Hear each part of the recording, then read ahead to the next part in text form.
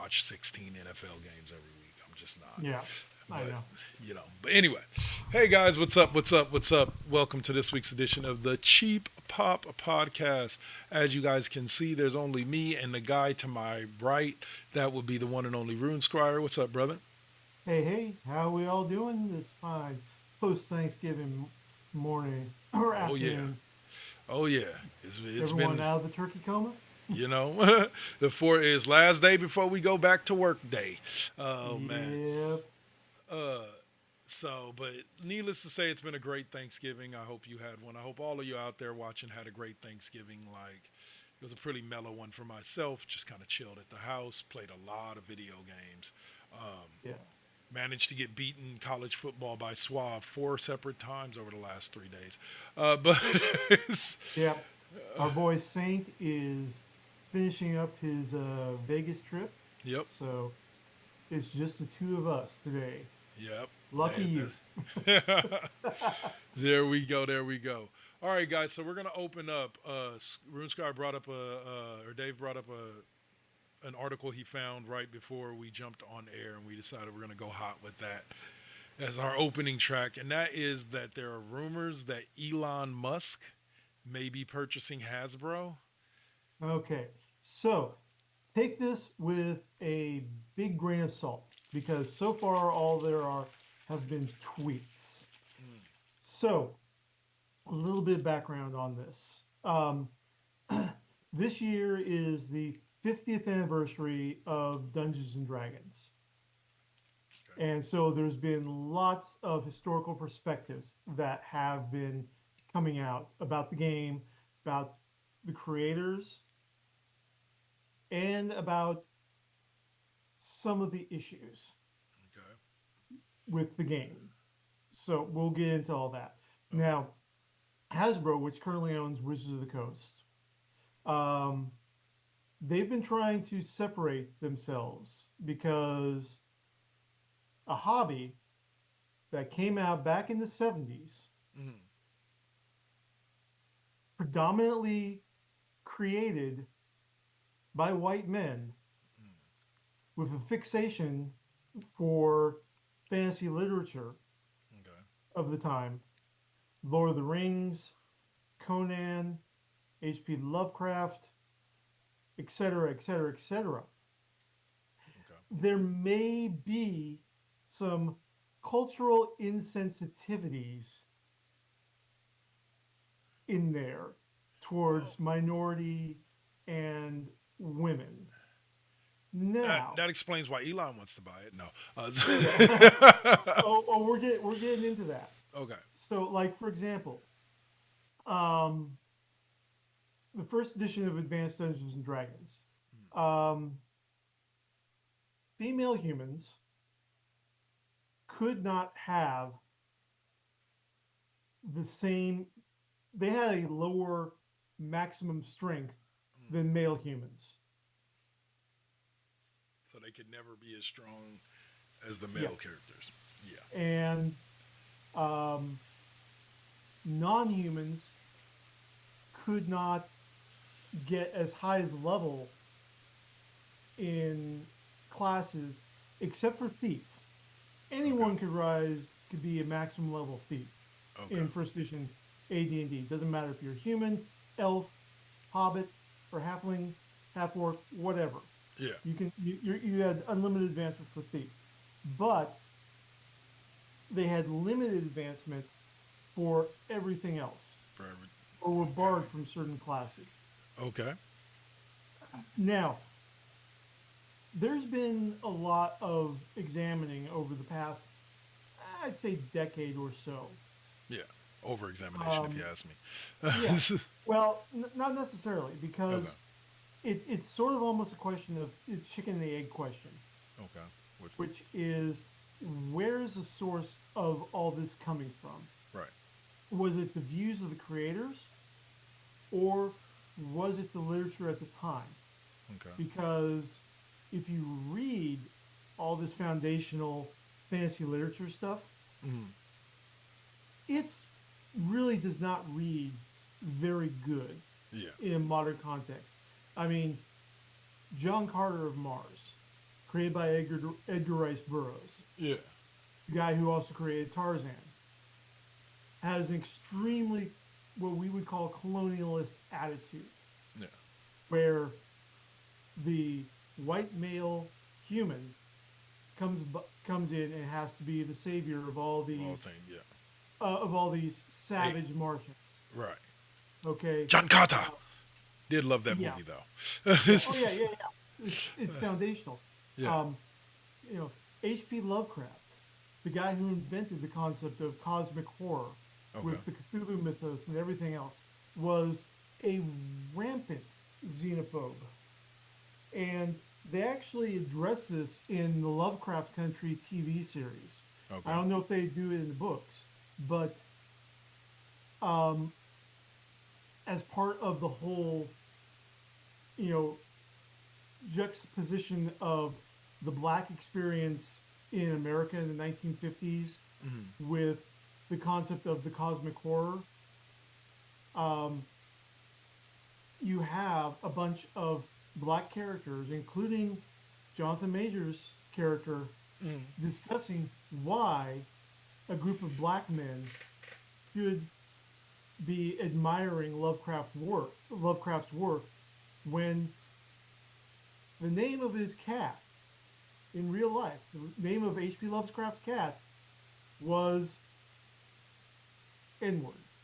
Really? Huh. Yes. Yeah. Maybe Yeah. we shouldn't be celebrating them. Yeah, because, well, and that's getting into a lot of other things too. Right. Because Lovecraft was all about xenophobia Mm.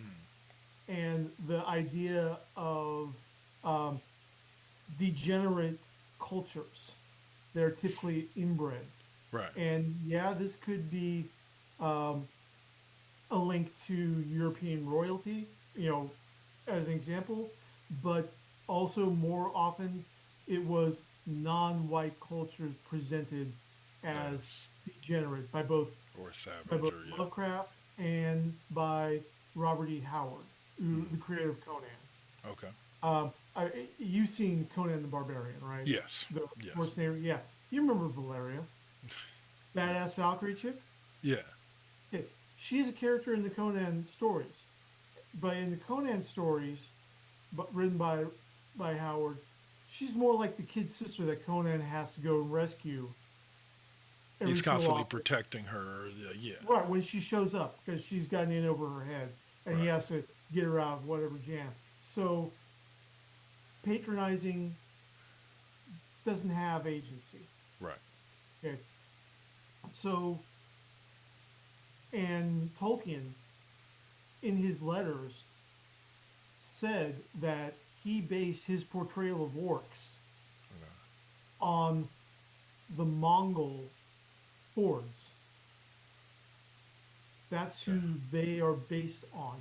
In addition to the whole problem of the two main human cultures in Lord of the Rings that side with Sauron, just happen to be Oriental Easterners and Sub-Saharan Africans. They side with the Dark Sauron. Lord. Yeah. Yeah. Yeah. Like, well, Okay. and go So on. yeah, Yeah. I mean, it is what it is. Right.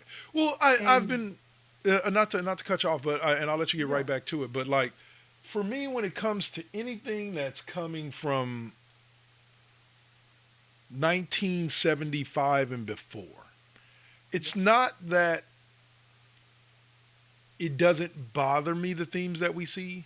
It's that I'll give a prime example, and I'll give a prime example by just describing this real quick.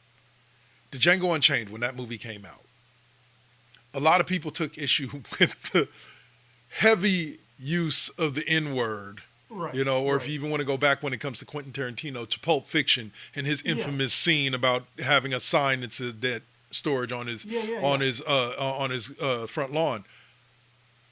That there are these people that were so upset with it. When it came to the Pulp Fiction thing, like it's a fictional character. It wasn't Quentin Tarantino playing himself. It wasn't him saying how he really feels. yeah. It was just a fictional character, and it fit the scene as far as I was concerned. So it didn't bother But me at all. right, but But Tarantino does tend to fetishize that word Right.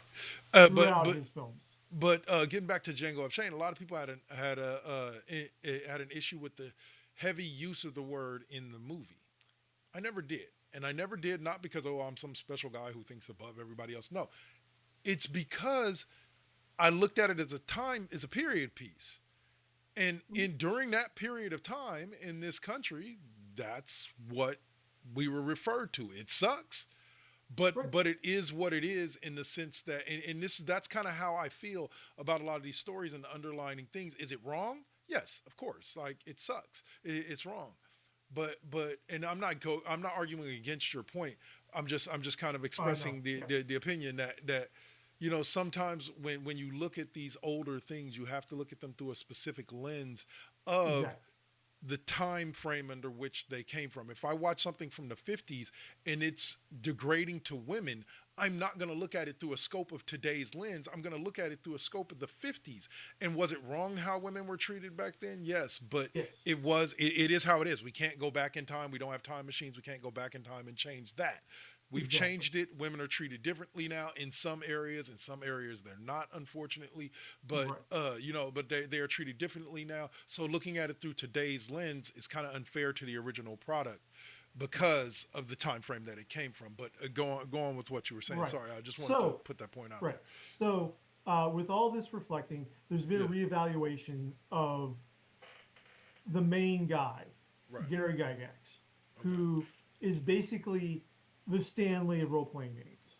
He wasn't the only one to create Dungeons and Dragons. Mm. He was a heavy influence, but he hogged almost all the credit. Oh, kind of like Steve Jobs. Yeah.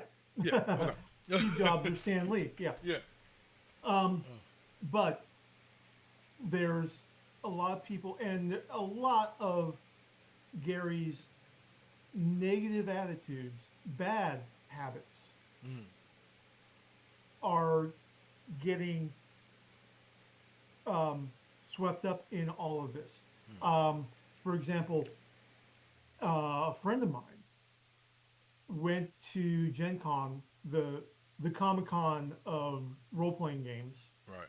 um, when there was a panel and attended a panel about women in the role playing game industry. This was back in the late 80s when women were just starting to break through that glass Right. ceiling.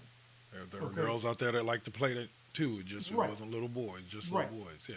And the moderator asked, Gygax was on the panel, and the moderator asked Gygax, well, what do you see as the role of women in the gaming industry? Yeah. And Gygax said, well, someone's got to make the sandwiches. Yeah. Now, See. Yeah. whether that was a joke Yeah. or Or whether not. that was real, it's still cringe either way. Yeah. Okay, and there are posts that Gygax was making even in 2004, 2005 Mm. about how women do not appreciate role playing games the same way that men do. Their Oh my brains are god. not wired for it. In that Gygax was approaching Yeah. it No, I know. as a tactical. Men approach role playing games as a tactical situation, whereas women approach it as a cosplay situation more. I don't know. And that Yeah. this is printed on the internet for all to see. Yeah. So Well, the man feels the way he feels. Like yeah, I would exactly. highly disagree, but the man Yeah, feels how he exactly. feels. Exactly. And so all this examination um, has gotten a lot of the remaining old guard at TSR that were there at the beginning, that are still around. It's gotten them upset, especially a lot of the 50th anniversary retrospective Yeah. books, analysis, and everything like that. So, um, Mr. Musk, to get back on point, Mhm. sent out a tweet, saying nobody, and I mean absolutely nobody, gets to disrespect Gary Gygax. What? That is what Musk Wow. tweeted out.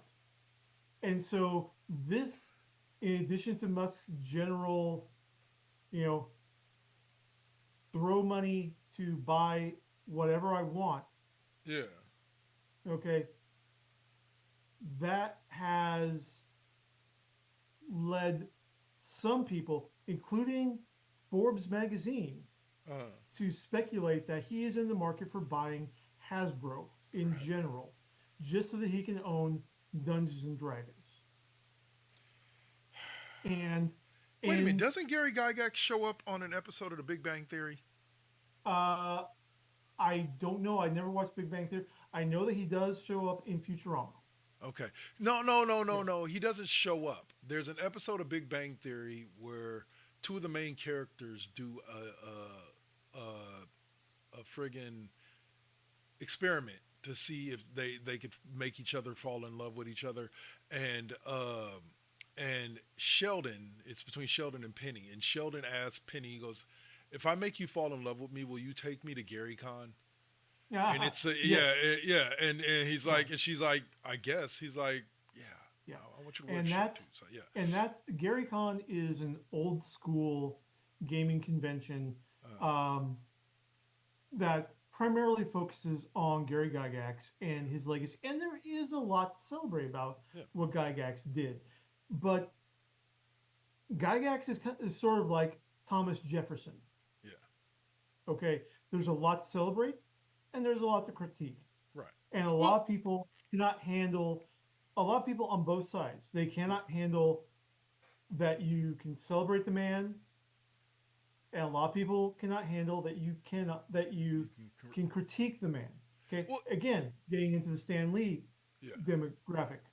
Well, here's the thing I've always said, and actually it's ironic. Earlier this week, I was having a conversation with somebody, and actually said something similar along the lines of, I think a lot of people in today's society lack the ability of compartmentalization, understanding that people can mean two Right, different things to even you both at the same time. We talked about it earlier when I talked about right, how Bill Cosby is not cool with me. Like Bill Cosby, the human yeah, being, yeah, but Cliff Huxtable, the character, is still held in high regard in my life because I do not see the men as the same people, exactly, and even though they are, I do not see them as such. And right, that's what you that you know that's where I get what you're saying about, like, it's possible to completely like acknowledge. I'll use another good example, Vince McMahon.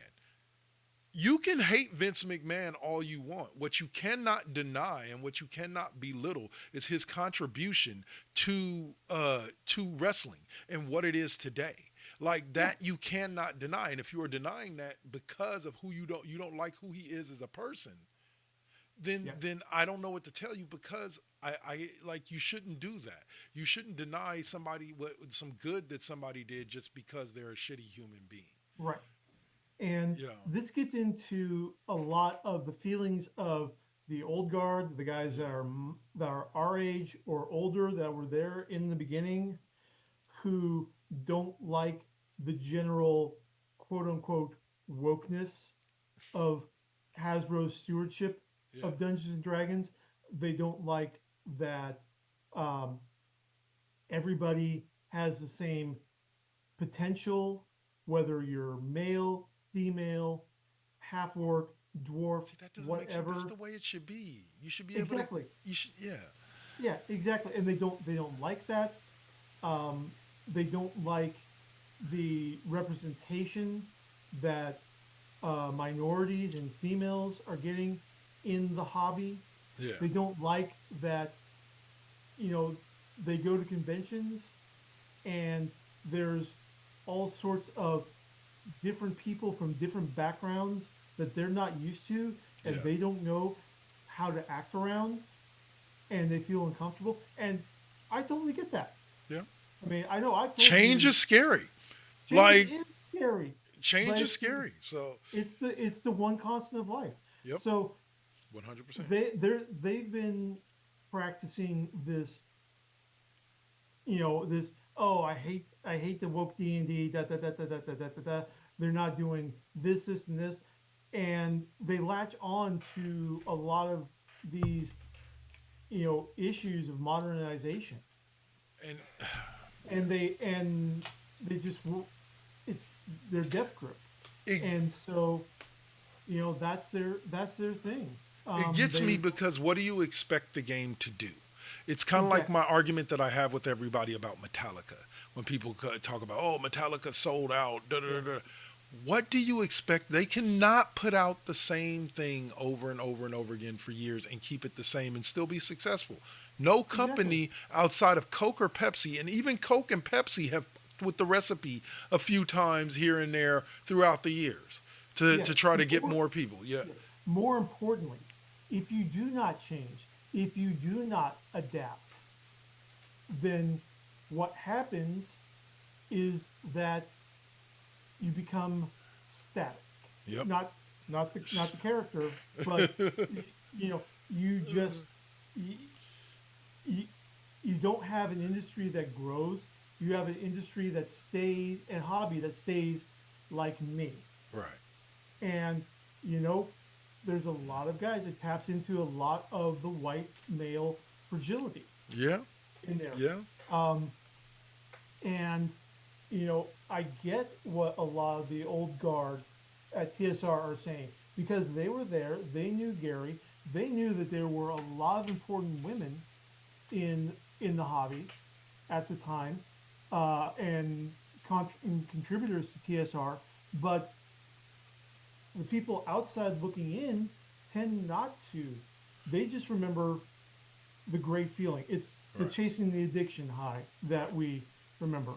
Right. And getting to the whole thing of change, you know, Thomas Jefferson, you know, we we we we don't talk about much because it's politics, but on the subject of change, okay, to criticize absolutely his, you know, being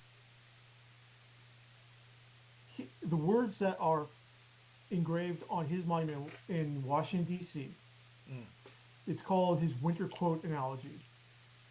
I am not an advocate for frequent changes in laws and constitutions, but laws and institutions must go hand in hand with the progress of the human mind. Yes. As that becomes more developed, more enlightened, as new discoveries are made, new truths discovered, and manners and opinions change, with the change of circumstances, institutions must advance also to keep pace with the times. We might as well require a man to wear still the coat which fitted him when a boy, as civilized society to remain ever under the regimen of their barbarous ancestors. Wow. Okay, all right, that's just absolutely powerful in there, That is and that beautiful. it's absolutely spot on too because we have to change as we grow as a civilization. We have to We change have up. to come. Yeah, I mean, I know, me moving to the Bay Area, hanging out with the Oakland fam, with you, Jameel, Suave, It's a different the experience. rest. Yep. That changed my perspective. It opened me up to a whole new world, and it increased my understanding, Amen. and it put truths that I had held up to that point into a different light. It's Yeah, one thing to know. It's another to experience. Um, exactly.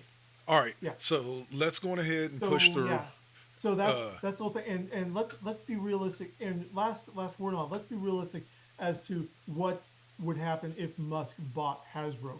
He'd not only have Dungeons and Dragons. yeah. He'd have the BattleTech entire. or No, no, Robotech. no, no, no, no, nope, Nope. nope. No. Okay. BattleTech and Robotech are completely different. Okay. No, Cool. he'd have Well, the I know they are, but entire. Yeah, he'd have the entire TSR back catalog, which has a lot of legendary games. Um, in addition to hundreds of novels and please settings. don't let him do that. Please don't let him get a Yes, hold of that. okay, but he would also then have control of Transformers, G.I. Joe, No. Mask, because Hasbro bought up Kenner and Milton Bradley. And so Mask, Micronauts, ROM, Ugh. Yeah. Like, no, just look. If he wants to buy, no, don't even let him buy Dungeons and Dragons. Just Yeah. stop him from buying shit. Like, just put it bluntly. Stop Elon Musk from buying anything else. Yep. Just say there's an embargo on Musk money. Like, no. Yep. All right. So, Exactly. So that's basically all that. okay. Um, uh, Now, in related to Hasbro, um, we must take a moment of time and pour Oh, one out. are you doing? Hold on. Let me do one Oh, quick go. thing, real quick. You bet. You bet.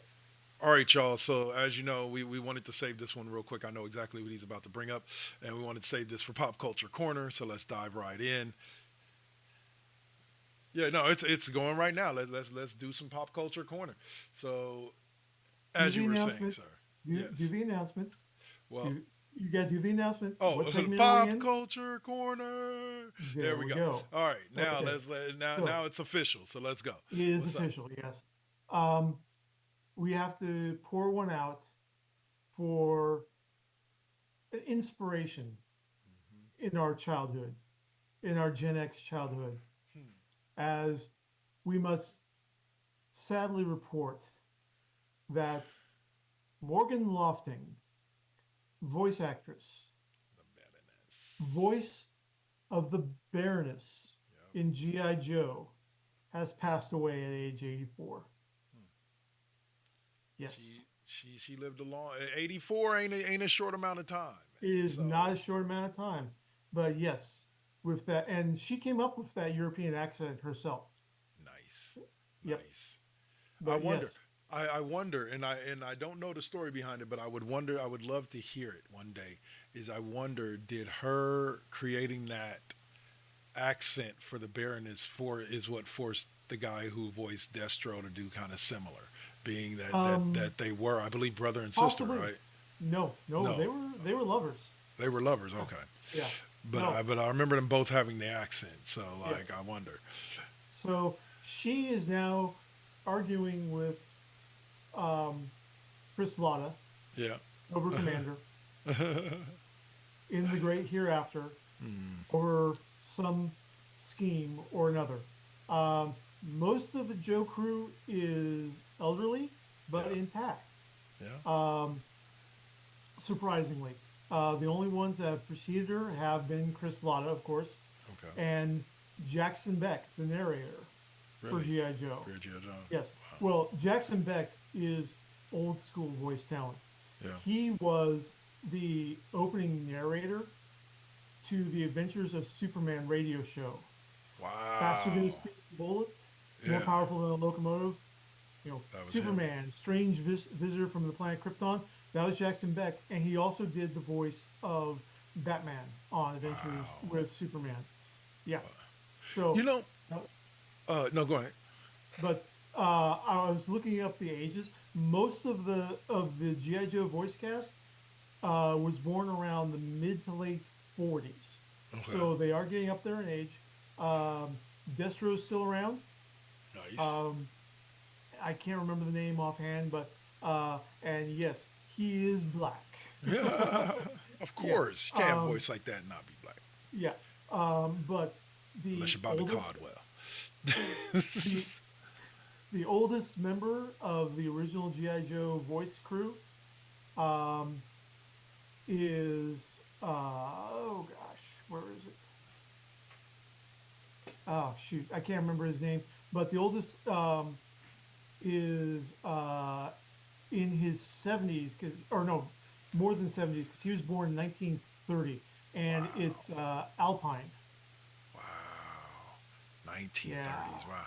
Like I think about that no, with people. literally 1930, Right. 30. Well, no, I Yeah, know. Like I think yeah, about that. Like I was talking to somebody. Like this is 10, 15 years back about my grandmother. She died at 94, but she yeah, was born in like 1908, like yep, 1916. Like, well, okay, let's do the math. She died in 2010, and she was 94 when she died. So she was born in '06. yep. Yeah, no, 1916. She was born 1916. Uh, she went from wagons to cars to color TV to, you know what I'm saying, like to think Airplanes, computers. e- Yeah, all the shit that they've seen, like from the ground, like pre, like we think like Little House on the Prairie, like nah, she was alive before Little House on the Prairie shit was going on, like you know, as it was like going on still. yeah, Yeah, you know, yeah, and so like yeah, it's just weird to me to yeah, think that these people have lived through yeah, that much stuff going. yeah. Lee Weaver was the voice of Alpine. Yeah. Okay, Um, but yes. So, and also preceding in death was Ed Gilbert, who was the voice of General Hawk. General Hawk. All right, Yeah. Mr. But T's everyone still else alive is though.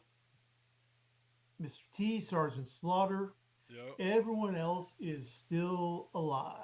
Sergeant Slaughter looking old though. I saw him on a WWE Yep. event thing a while ago, and like I was just like, dude, like, Yep. yeah, I'm waiting How for that one to come in. Refrigerator Perry. Yeah, he getting old Yeah. too.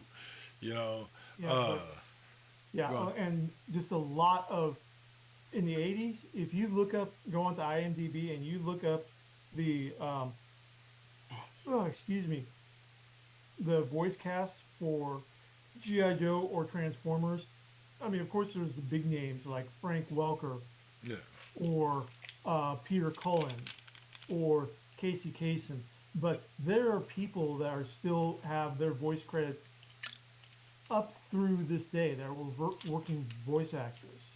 I wow. mean, and from all sorts of series all over. I mean, pretty much if you were a voice actor in the 80s, Yeah. you were working on just about every show, even if it was just a one-time bit. Well, I've It noticed was it's kind of a similar thing now. Like when you look at the voice actors, the big time voice actors that are out there now, they oh yeah, all are like they all have like multiple iconic characters underneath yep. their belt. That woman Tara, Tara Strong, yeah, Tara Strong. Like yep, she has so many. Like every time she does a different voice, I'm like, wait a minute, you do her too? Like, or yep, you do that character too? Wow. yep, And so like I find that voice yep. actors that it's kind of like okay. I actually had this conversation. You can tell me if you've noticed this. In Hollywood, at any given time, there's normally a small group of actors that are consistently working. Like everybody else is getting jobs here and there, Yeah, but there's normally a small group of actors that, like for a minute there, it was Adam Sandler and all of his friends were just like in yeah, everything. David Spade and Chris Rock, they were just in right. everything, you Well, know. even beyond that, and a side note, happy 79th birthday to Al Leong, Yeah, the greatest henchman to ever hench. You very know, very true. yeah. Like, but no, like yeah, It, like there, go there's on. the I know that guy, Yeah, and there's also the I know that voice yep, in there. Voice acting has a lot of. It's a very small professional crowd. right. I mean, Steve Blum, Fred Tatasciore, um, Rob Paulson, Yeah. Maurice LaMarche. I mean, how many of them have done all these Dude, things? dude from Serenity, blonde dude. My God, Yeah, Alan he was Tudyk. yeah, Alan Tudyk. He's done hella voices. Alan Tudyk. He's done voices you don't even know about. You know? He was the rooster in Moana, Yep, yep. and he I jokes about it. remember. He said he jokes about it. He said I went to Juilliard. He To went to play it. Juilliard School for the Performing Arts.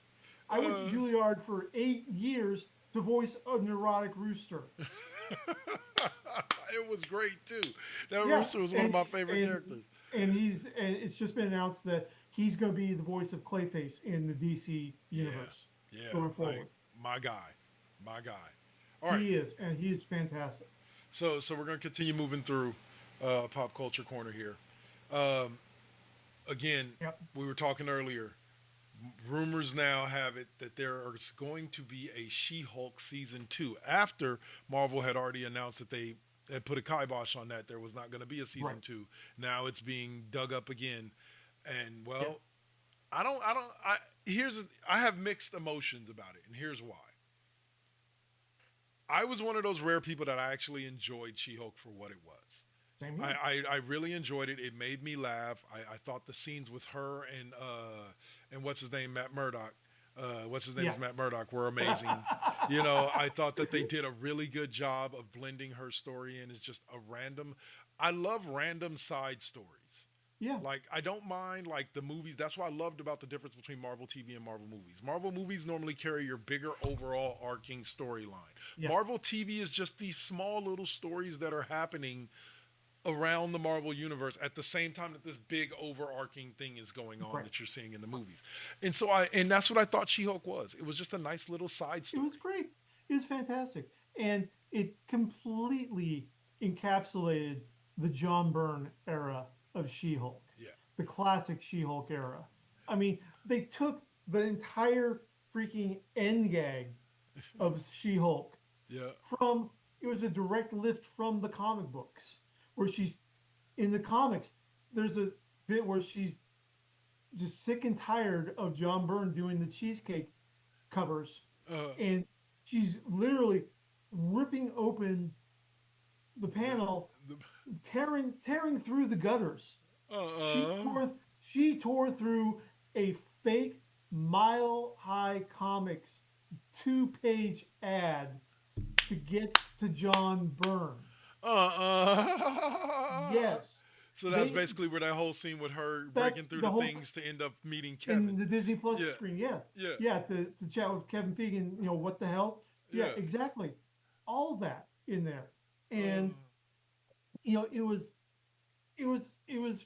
beautiful. It was great. Very well done. And so Yeah. I'm glad to say, um, we'll see if Tatiana Mosley comes back for it.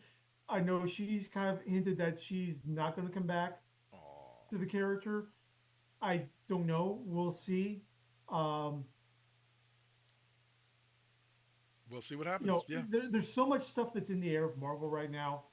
Yeah. As I've said many, many times, I think that there was so much stuff happening at the same time that, you know, when you're juggling, Yeah. you got to keep your eye on everything, Yeah.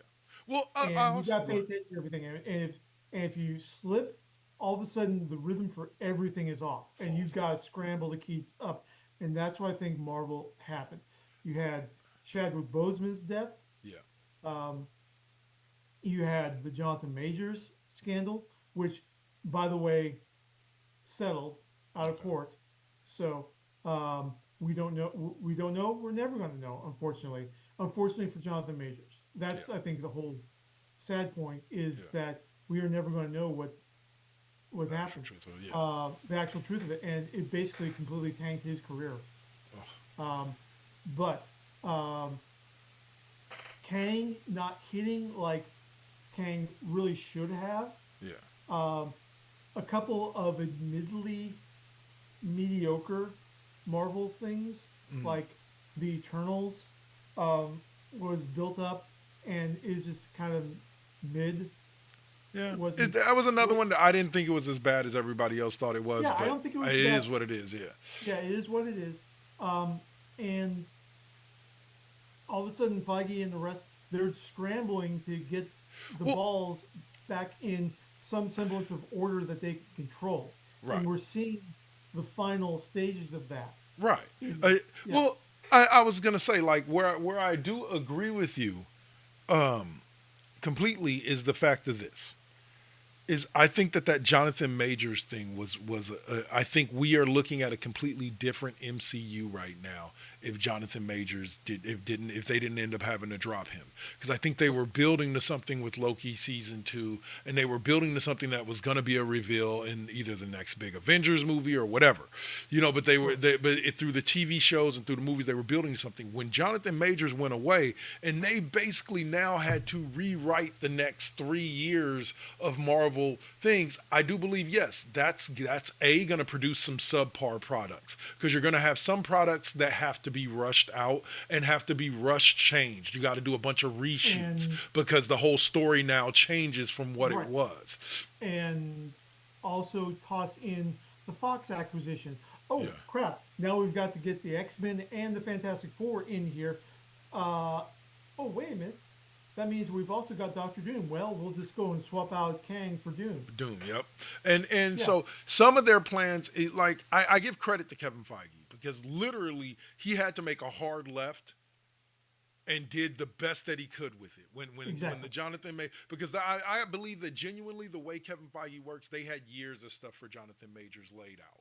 Oh You yeah. know, the appearances in certain movies that he would be one of the main villains in, you know, or the main villain. I Oh think yeah. they had plans, and when all of that got wiped, it was just like fuck. Right. Okay, And let's also toss in the fan expectations. You know, the belief. The toxic. I'll take back the toxic comment, but just the yeah, fan expectations in general, yeah, which have hampered not just Marvel but Star Wars in there, and have attracted toxic fandom to latch on. It's like, see, this is why we don't have, yeah. this is why we don't need wokeness. This is why we don't need diversity and blah blah blah blah blah blah blah. And you know, let's also add in the whole James Gunn situation Yeah, with him where, leaving. oh, you liberals got Roseanne canceled. Well, we're going to get James Gunn canceled too. Oh my god. Yeah, exactly. Like And it for just, what? Like oh, I didn't for, hear about all okay, that. literally, okay, so James Gunn, the reason why he left Marvel Uh, for DC was at the time when Roseanne Barr fell got dropped into from the her usual from yeah. her pattern. No, this was before she got, yeah, she reason she got dropped is she Yeah. fell back into her pattern of like, well, the attention's not on me, so I need to do something outrageous to get back Yeah. into the A spotlight lot, to yeah. get my attention back. And she did a photo shoot where she's dressed up as Hitler, baking gingerbread men with stars of David icing on their chest and popping them in the oven. That woman always had to push the envelope. It is It's what it that is, but she it's not always even had to pushing push the the envelope. it's not even pushing the envelope. It's acting just so completely out there Yeah. in there. And so Disney said, "Yeah, you know what? This ain't cool." Yeah. Well, she And was Roseanne supposed said, to be getting the remake, or not remake, but the reboot, or not even a reboot, the continuation of her "Yeah, show from the and '90s. You yeah, know, on what? And and they she got through was, one season, and and they yeah, dropped her. she won season, yeah, and Yep. she that's how she was promoting that show was with that photo shoot, Oh and my so god. she got dropped Yep. and they had to reformulate that. So in response, a bunch of right wingers decided to bring up tweets from the beginning of the internet that James Gunn made back when he was working for Troma Pictures Yeah. that he had already a decade before all this had Attempted. apologized for and Yeah. said it's like, yeah, you know what? This was wrong for me to say. It was stupid. I own it. I was wrong. I've changed. And he's exampled how he's changed. Whereas Roseanne is still the same, you know, excuse me, she's still the same attention whore she's ever been. Oh yeah. 100%. Okay, and so Disney, this was happening during the filming of Guardians of the Galaxy 3.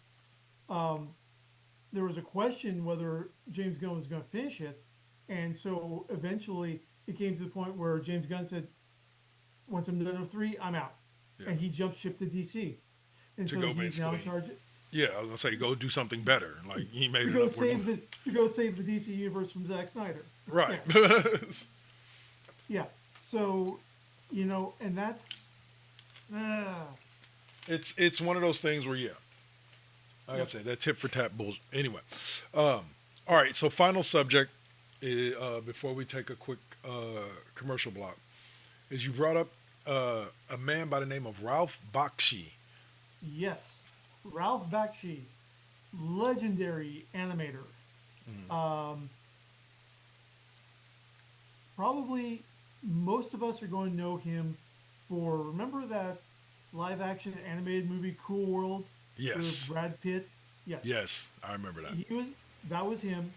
Okay, In addition to a rather X-rated animated movie called Fritz the Cat.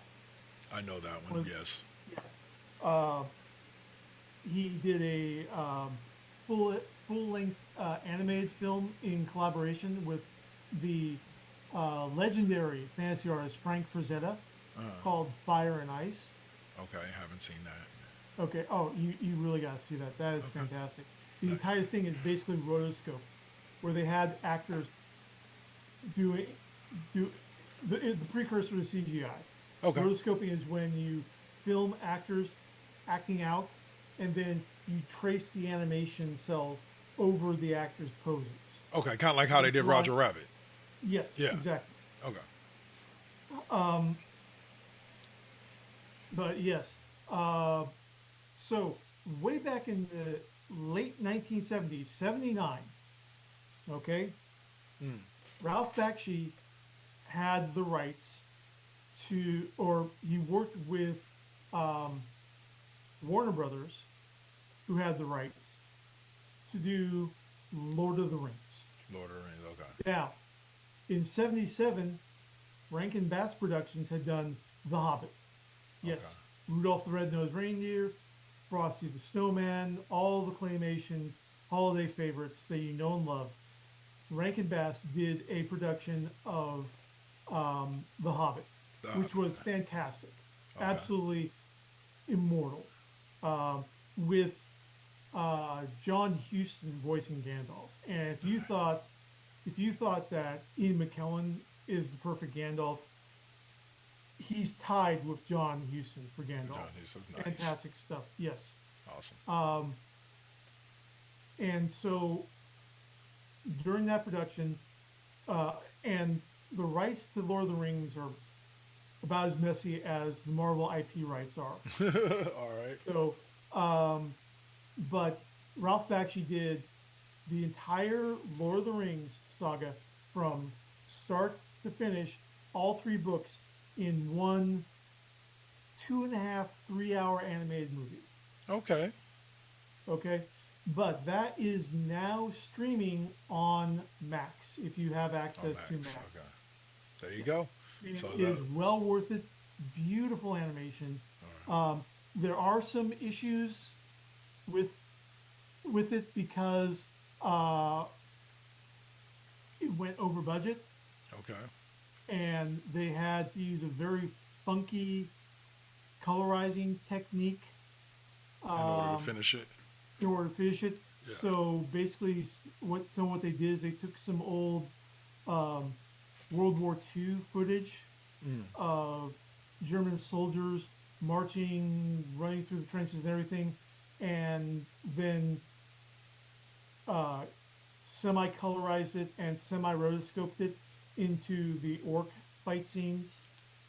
So That's it looks interesting. kind of funky. Yeah, it looks Yeah. funky, but you know, it is what it is, and it's still a beautiful film.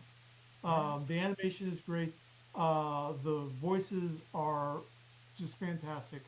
But if you got Max, check it out. It's going to be worth your time. All right. So Especially you got it. if you are a Lord of the Rings fan. Yeah. So you got Dave's seal of approval. I'm probably gonna check it out next weekend. Sounds like a good thing to check out. All right. So And that'll. just Ralph Bakshi's back catalog is worth it in general to watch. Oh, here's the other thing. He was the producer on, remember the 90s Adventures of Mighty Mouse? Yeah. Yeah, he was the executive producer on that. Nice. And he's Mighty also, Mouse and save that's the his day. next, yeah, that's his next project, is Yeah. he's bringing Mighty Mouse back. Yeah. I'll look forward to seeing that 100%. All right. So on that note, was that? Probably without John Kricfalusi, who was the lead animator on the 90s Mighty Mouse, because Kricfalusi went on to do Ren and Stimpy, and then got exposed as a toxic chode perving on underage fangirls. Wow. Yeah. Yeah. Yeah. It always sucks when the good talented ones have such asshole personalities. Yeah, All right. exactly. And on that note, we'll go on ahead and jump into that commercial block. And we'll be back after that. Talk a little. You guys can see behind me WWE Survivor Series. This happened yesterday, and I'll talk a little bit about that. And then we'll jump into some video game news before we call it a day. Sure. This is the Cheap Pop Podcast right here on Twitch TV or YouTube, wherever you're choosing to watch us from. Right here on the First GenXers Radio Network. or audio network, video network, whatever you want to call this. Twitch TV. Peace. You got to keep it. Keep it. You got to keep it lovely. You got to keep it. Keep it. You got to keep it lovely. Success comes right after the struggle. I ain't even giving up on whatever I wanted. The tragedies I've seen, I can't even stomach. Most of y'all weak as shit and would've started running. Every time I make it back to the crib, I'm thankful the Most High let me see all of it. Grateful I'm lovely, and I've been real with this. Please don't judge me, I'ma stay on my shit. I'ma keep a grind mode button, push it, make it do something. No balls for me, cause I'm a loose cannon. I get to choose camera, switch it up, look up a new banner. Keep smoking on that banner.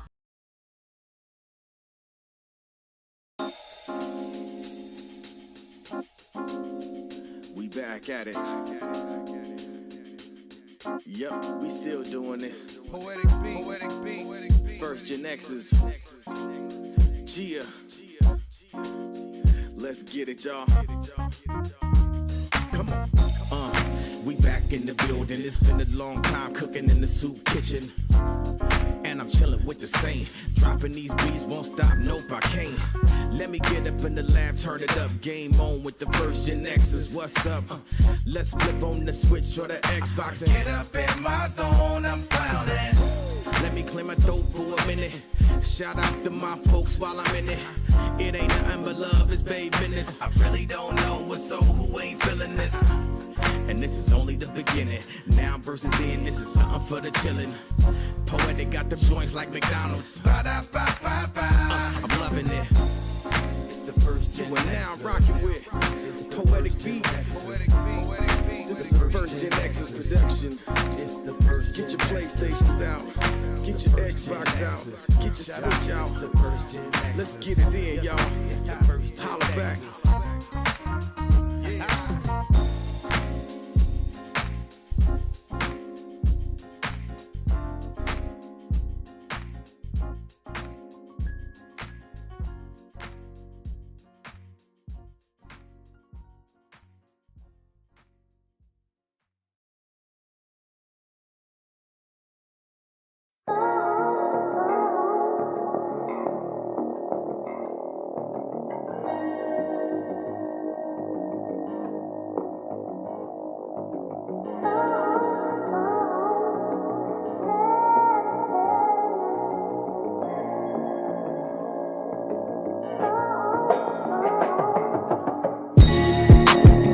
They say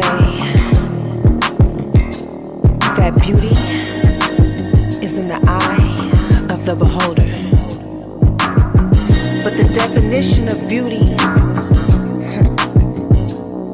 is distorted. Yeah. Come on. Searching for yourself, so insecure about the way you look, so you go to Miami. You can't find the love within yourself.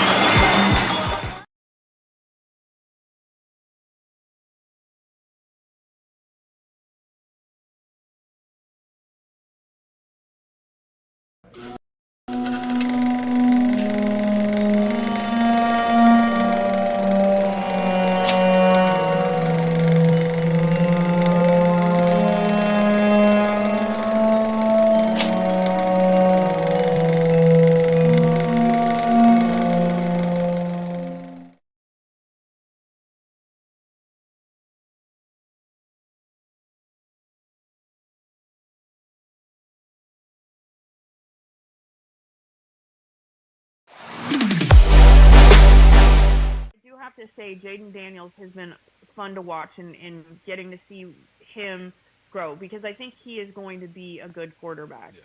And so I'm happy that that is one of the Monday Night Football games that actually could be a decent game. Yeah.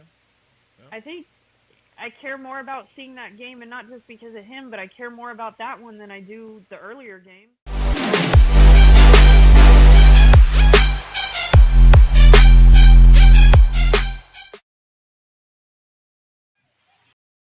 All right, what's up, y'all? And I'm back. I'm back. All right, so here we go. Last time I hipped you to what was going on Saturdays and Sundays right here on Live 365, and now I'm gonna hip you what's going on sorry, Monday through Friday. So now I'm gonna hip you what's going on Saturday and Sunday. We open up each Saturday and Sunday at 12:30 a.m. with a classic episode of Mr. Deacon's Experience, followed by at 2:40 a.m. An classic episode of Ms. Optimism Speaks. We follow that up with a classic episode. Now, mind you, this is both on Saturday and Sunday. The days don't break apart till a little bit later. But you at 5:15 a.m. you get a classic episode of Brick in a House. Then you can follow that up with an episode of Reality Radio. You know, then at 10 a.m., as usual, she will stay in the same spot. We got Sam Brett with a classic episode of Sam Brett Radio Roulette or some other Sam Brett related show. We'll follow that up at 12:10 with Mr. Deacon Revisited again. Probably play the same episode from earlier in the evening. Then you're going to hear Lovely Radio at 2:45.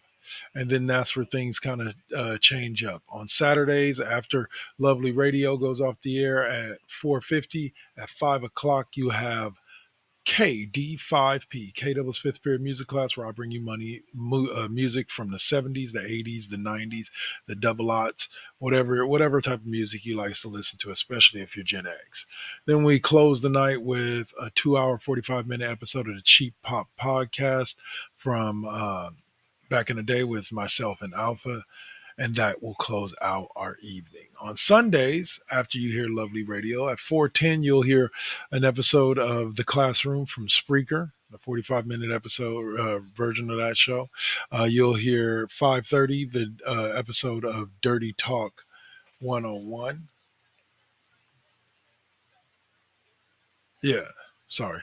And then at 7:40, you get an episode of Cheap Pop Podcast Revisited, and then we close the night out with an episode of the Sidebar at 10:10. So that'll do it for Live 365 and everything that we have going on there. I hope you guys have truly enjoyed this, and we'll keep bringing it to you. Live 365, First GenXers Radio Network, Voices Presents, whatever you want to call us. We're here, we're live, and we're not going away. Peace.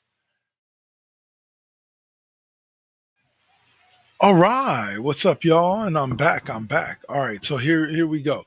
Last time I hipped you to what was going on Saturdays and Sundays right here on Live 365, and now I'm going to hip you what's going on Monday through Friday. So now I'm going to hip you what's going on Saturday and Sunday.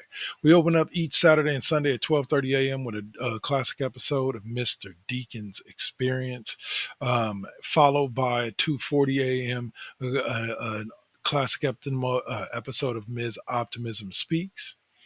We follow that up with a classic episode. Now, mind you, this is both on Saturday and Sunday. The days don't break apart till a little bit later.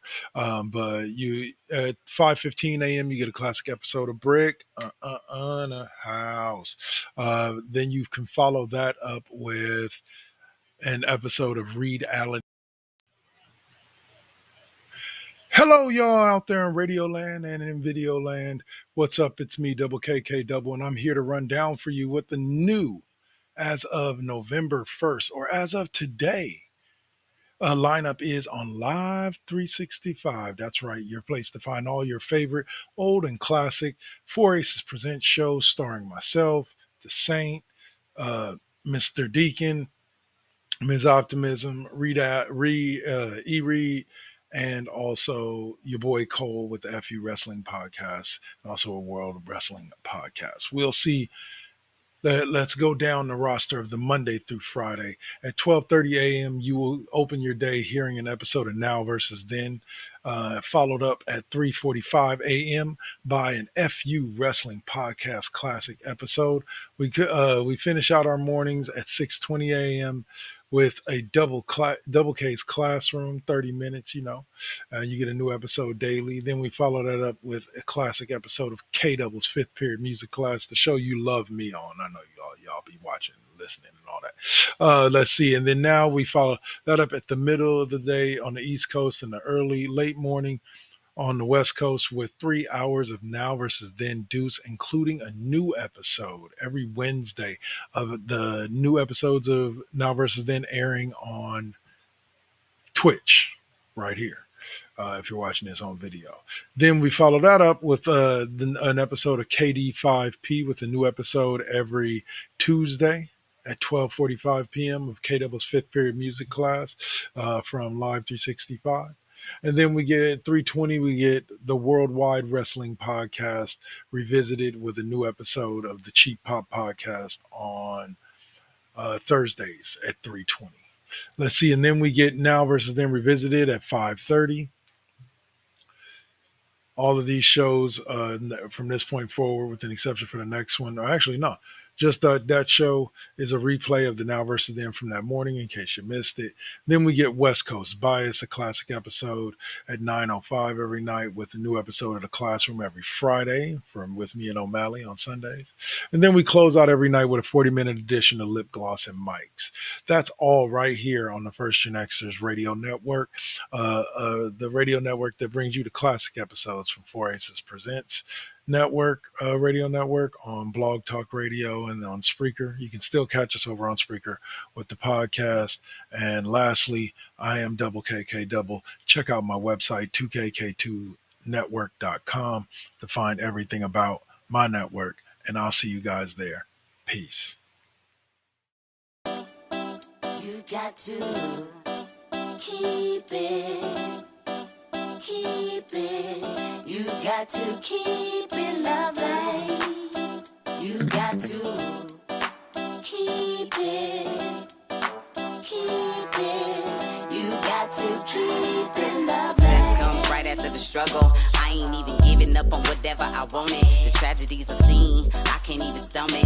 Most of y'all weak as shit and would've started running. Every time I make it back to the crib, I'm thankful the Most High let me see all of it. Grateful I'm lovely, and I'm being real with this. Please don't judge me, I'ma stay on my shit. I'ma keep a grind mode button, push it, make it do something. No balls for me, cause I'm a loose cannon. I get to choose camera, switch it up, look up a new banner. Keep smoking on that banner.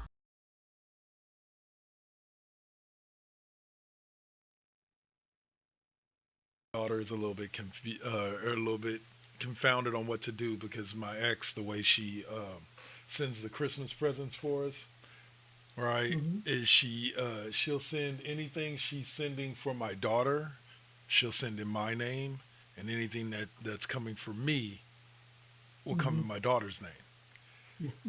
And so this package came for me, and it was heavy, and so I handed it to her. I was like, "Here," and she's like, "Wow, this one's like heavy." And then she screams to me, she's like, "I'm running out of room underneath my bed." I'm like, Yep. Talk to her, like she's the one that's buying all of them, bro. Like, not me. I'm a 1 or 2 present kind of guy. Like I really don't go beyond that. Yep. All right. Yep. So let's go on ahead and jump right on in to SmackDown Alley, where big sweaty men beat each other for belts.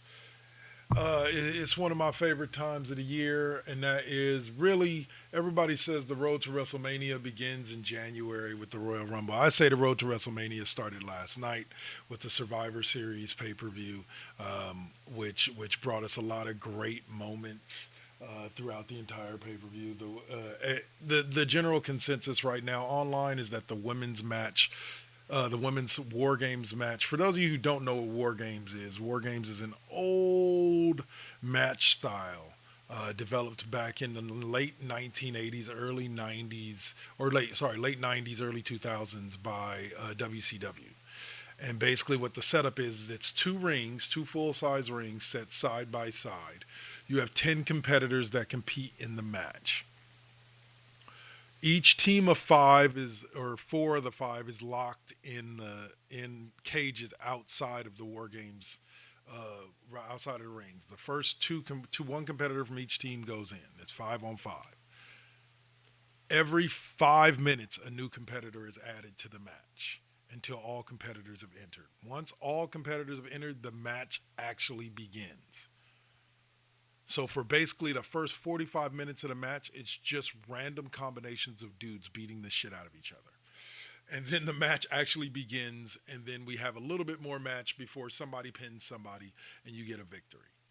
So that's the War Games match. I personally thought we had a women's match between it was Bianca Belair, Rhea Ripley, Naomi, Io Sky, and who else was it? Oh my God, I can't remember who the fifth member of the women's team was. Bayley taking on Liv Morgan, Raquel Rodriguez, Nia Jax, Tiffany Stratton, and Candice LeRae. I thought it was a great match. Like, again, I always have an issue when people use predictability as a way to try to knock a wrestling match. When I've said it a billion times on this show, a billion times on Cheap Pop Podcast before, a billion times on Raw Impact Unleashed, Worldwide Wrestling Podcast, and the FU Wrestling Podcast. If you have watched professional wrestling for more than a year and a half, you have literally seen every storyline that you could possibly see. You just haven't seen every variation of it. So predictability being used as a way to negatively critique a wrestling match is always weird to me. But overall, I saw the pay-per-view as an A. We got Rhea Ripley putting Liv Morgan through a table to end the women's match, and that was amazing. A lot of great spots in that. You had Shinsuke Nakamura returning from a 9-10 month hiatus he had been on to win the U.S. title from LA Knight, possibly one of the most popular WWE superstars of the past decade. You had Braun Breaker, who is the son of and Dave, you may remember this guy, but there was a tag team in WWE in the late 80s, early 90s named the Steiner Brothers. And it was Rick Dogface Gremlin and his brother Scott Steiner, Big Papa Pump. Let's get some Steiner math going. Yeah. For those of you who don't know, Rick Steiner did a stint in TNA, and he is infamous for his Steiner math phrase. Go watch it on YouTube. I can't do it justice because nobody can do it justice. The most mind-boggling thing about it all is that most of his math is correct. Like most of his math when he's doing the basic addition and subtraction, like he's dead on correct. But anyway, like go watch it. It's hilarious. Steiner math, one of the most amazing promos ever done. Scott Steiner, love you. But Braun Breaker is his son. You can see it in the face if you see them standing side by side. Braun Breaker is built like his dad. He wears a singlet in the ring like his dad did early in his career, which those of you who don't know, the Steiner brothers were actually legit wrestlers from University of Michigan when they came to work as professional wrestlers. Like they were legit, like grappling, like Greco-Roman wrestlers. For those of you who say, oh, wrestlers are just stunt men. No, a lot of these guys have like a Greco-Roman martial arts background. Like, anyway. But Braun Breaker is his son, put on an amazing show, what can only be called a banger against veteran Sheamus and Ludwig Kaiser, who is slowly but surely showing over and over again that this man is one of the best workers in the game today. And then you followed that up with a World Heavyweight Championship match between Damian Priest and Gunther, which Gunther won. I didn't like that. I thought the way they were building Priest should have won that match and walked out with the title, but I understand that it's most likely that Gunther's going to hold on to the title till WrestleMania before we see another change. And then we close with the men's Survivor Series match, which to me lived up to everything that they built it up to. And just for those of you who want to say it, no, this still is not the end of the Bloodline storyline. We still got a lot more. There's still a lot more meat on the bone. If you're tired of it, turn it off. That's fair enough, but stop bitching about it because we still got a long way to go. The OG Bloodline defeats the new Bloodline in dramatic fashion. At one point late in the match, Roman actually even like offers to bring Solo back into the OG Bloodline, offers to hug him back in, you know, the Godfather way, you know, and Solo rejects him, and They end up putting Solo down for the 1-2-3. Like I said, Bloodline storyline is possibly one of the best storylines going in wrestling today. It's been going on for 4 years, and we're still getting twists and turns. Coming into this match, Roman Reigns only had 4 members to his squad. He needed 5. His wise man, the infamous Paul Heyman, for those of you who don't know, go look him up. Paul Heyman, one of the most influential men in wrestling history, dating back to the Madison Square Garden in the Territory days. Paul Heyman has been around and has been influencing wrestling, has been being influenced and influencing wrestling. But the wise man brought back CM Punk to be the 5th member of Roman's team. And it was made known the week before, or the day before Survivor Series, that Paul Heyman had promised CM Punk that if he helps and they win, that there's a favor that will be owed to Punk. And Roman has not been told what this favor is. So I see we've gotten through to this segment here. Roman's eventually going to get his Ulafala back, but I think there's another story to be told about what is the favor that has been promised to CM Punk. Like, what is this? So, what were we talking about earlier? But that was just my recap. Like I said, I give it an A plus pay-per-view as far as quality. So, Okay. but what were we talking about earlier? We were talking about I don't know. don't know. Well, I forgot now. So that'll be it for SmackDown Alley. We'll just call that the review of Survivor Series. We'll get Saints or Agent K28's thoughts on Survivor Series next week when he's back on the show. So, all right. So last segment of the show, and we know it's all of your favorites.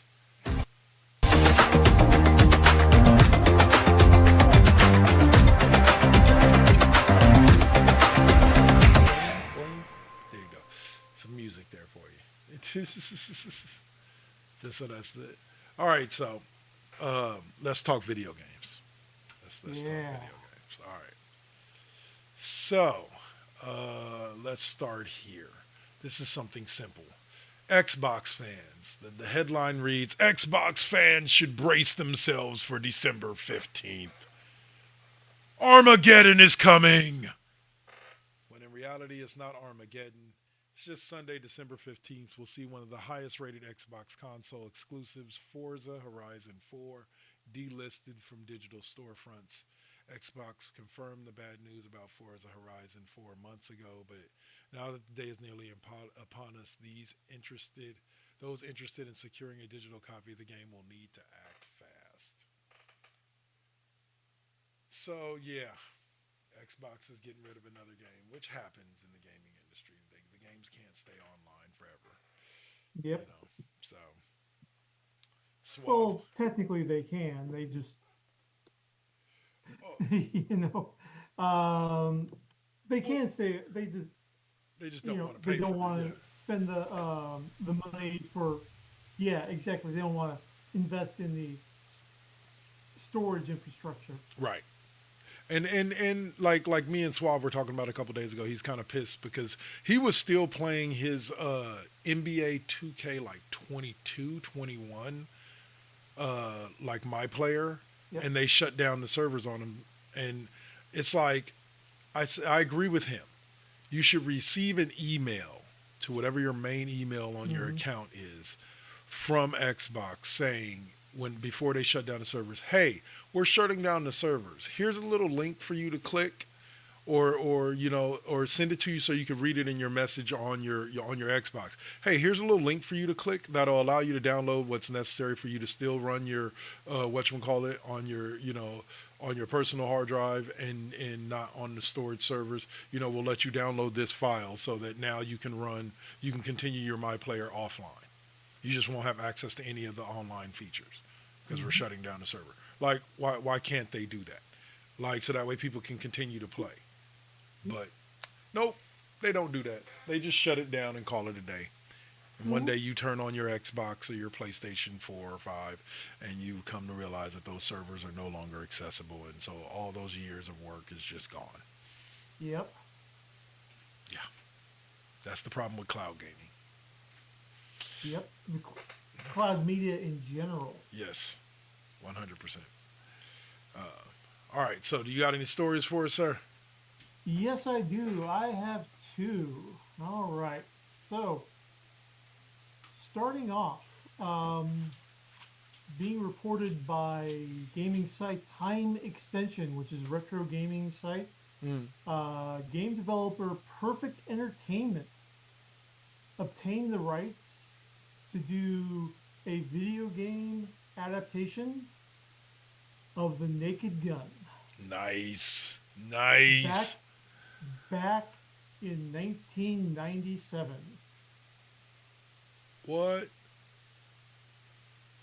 So, the Naked Gun video game is another thing that OJ killed. Oh my goodness. Damn. They decided not to do it because of OJ, huh? Well, yeah, timing's kind of a little bit off on that. Why not replace him with dude from Ghostbusters?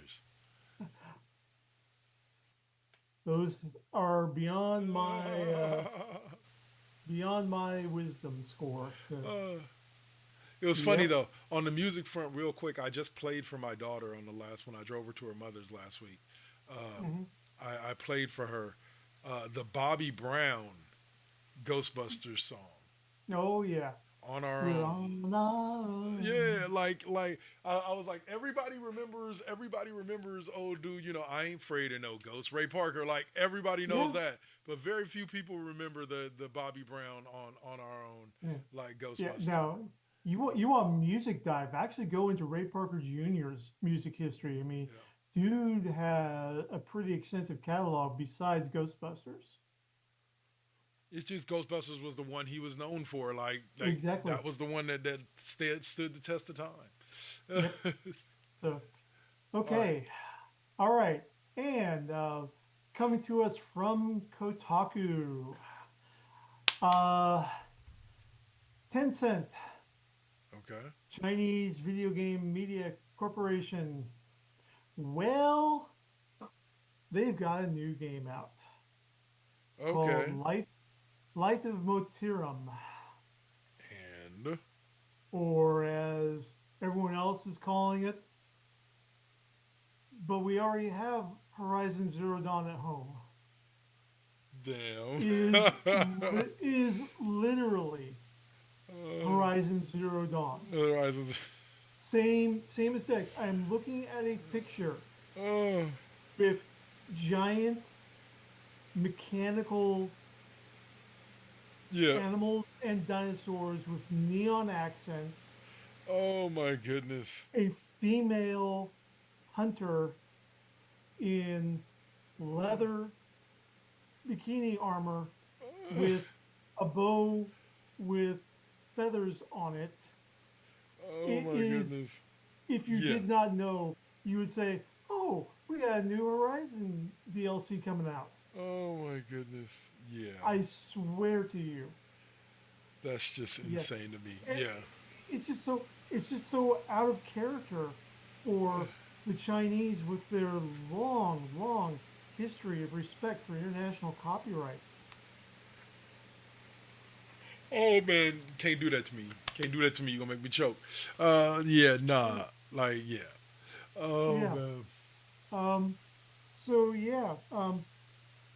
We'll see if Sony takes any action against them, or what action Sony can take. We'll see. I doubt that it's going to get released beyond China. Yeah. Well, okay. So I wanted to talk about this real quick, and this isn't really anything related. This is hot topic, top of my head.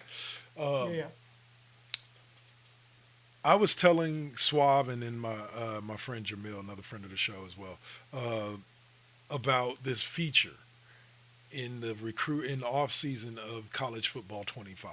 When you're going through your off season and you're signing your recruits and doing all of that.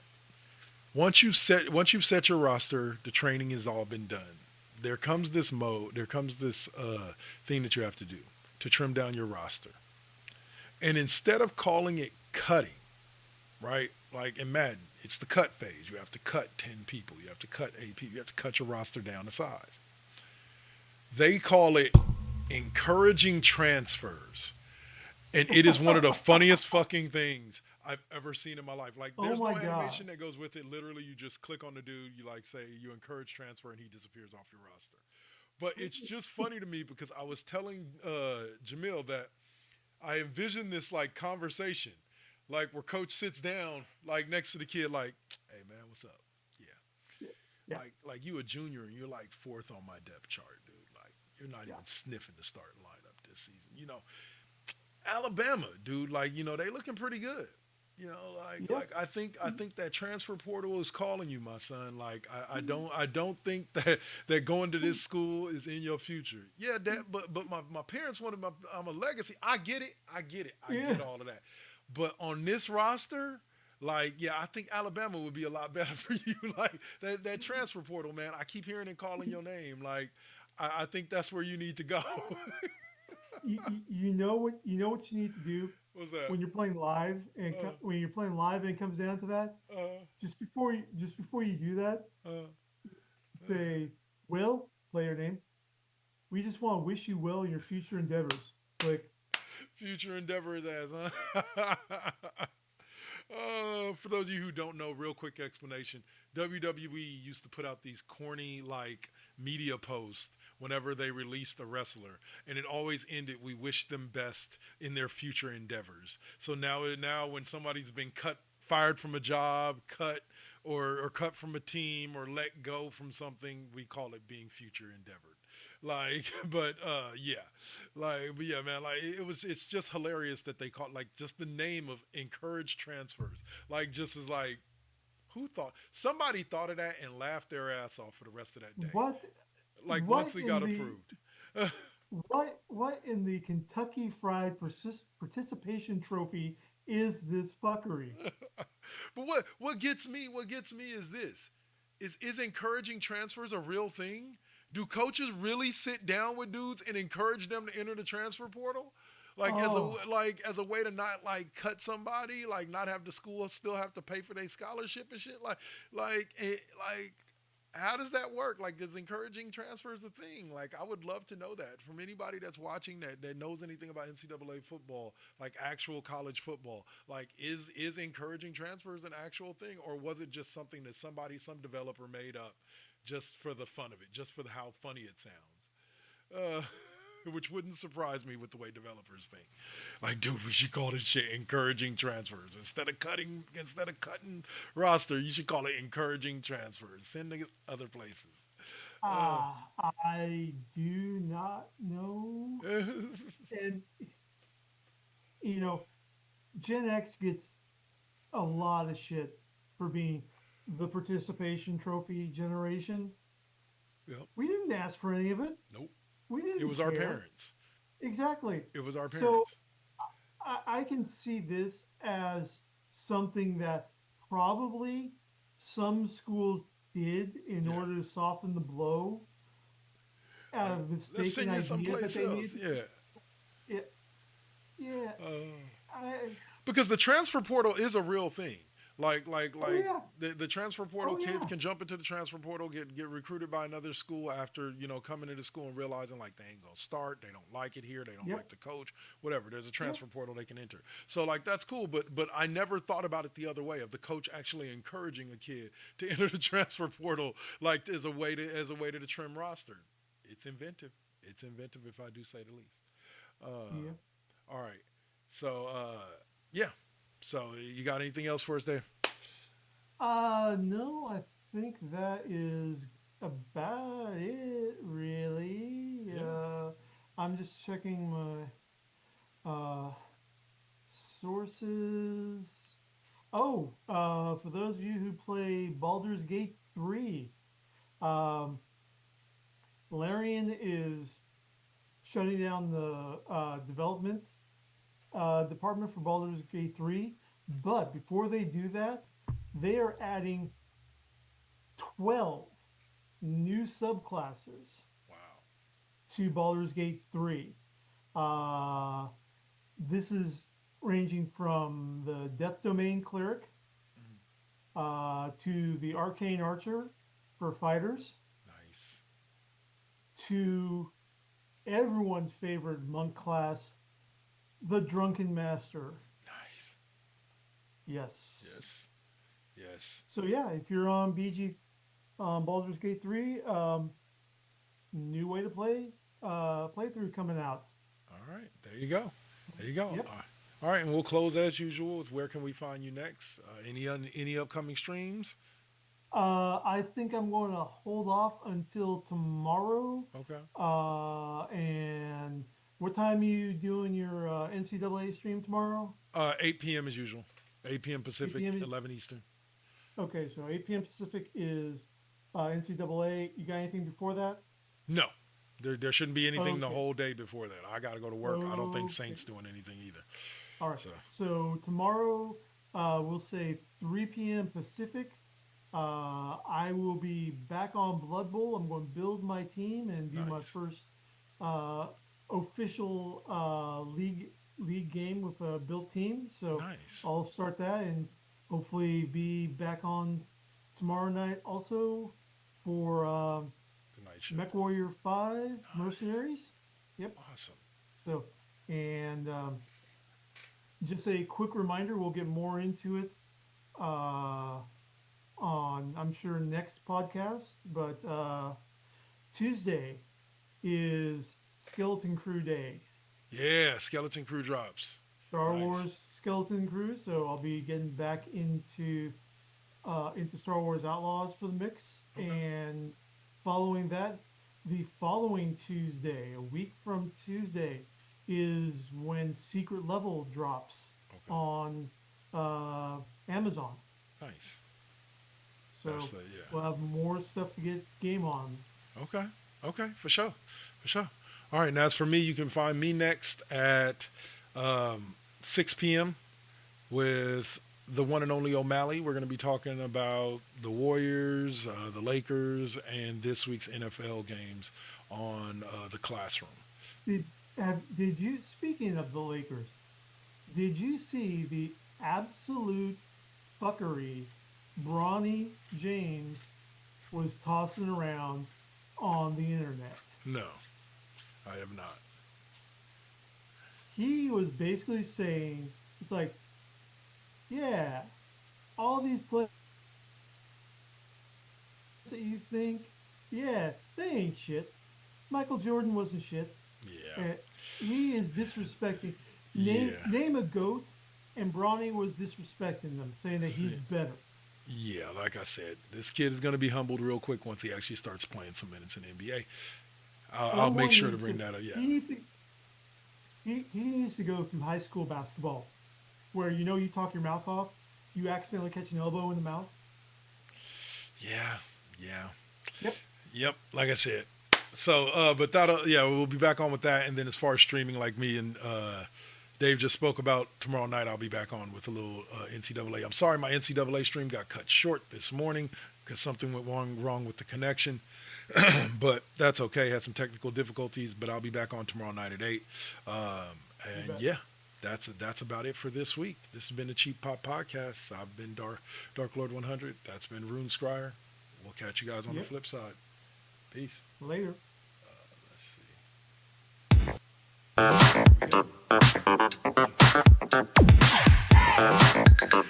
see.